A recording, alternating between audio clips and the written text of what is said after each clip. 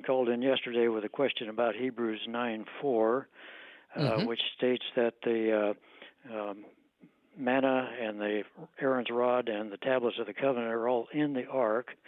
But Hmm. she was concerned that in 2 Chronicles 5:10 it says there was nothing in the ark except the 2 tablets.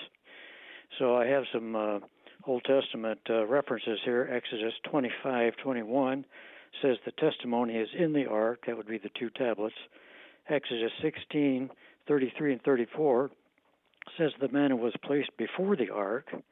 Numbers 17:10 says that Aaron's rod was placed before the ark. Deuteronomy 31:24 through 26 says the Pentateuch, after Moses wrote it, was placed beside the ark. And then we're back to Deuteronomy 10:5, which says the tablets were placed in the ark. So the tablets were the only thing that ever was in the ark.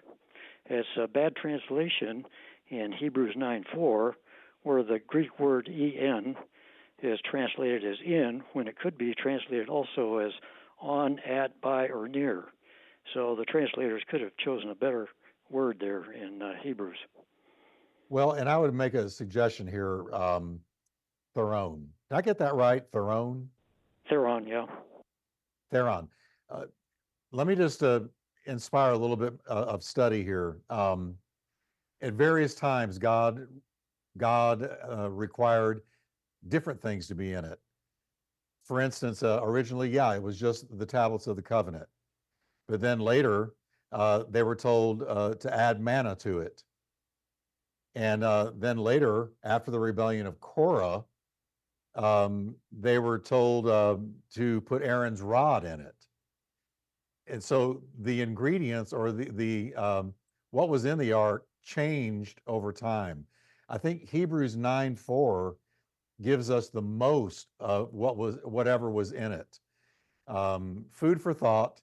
But as I read Hebrews 9:4, I'm just not seeing that it's next to it, but it seems to me that it's saying that it was the most that it ever contained were the golden censer, the Ark of the Covenant, and manna and Aaron's rod.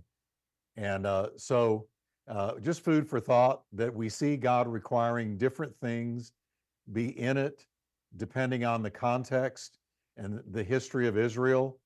So food for thought. Your thoughts? Yeah, you're right. And Theron, let me just say again, thank you so much for calling in. Thank you for sharing those scriptures. That's honestly, that's pretty good scholarship. You would have to look into, like you did, into the word there that's being used. That could be translated that way. That's what's interesting, especially about the Greek, but the Hebrew and the Greek.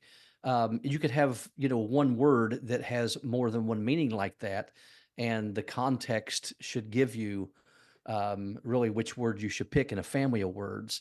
So anyway, that's an interesting thought, and I really appreciate you calling in and sharing that with us.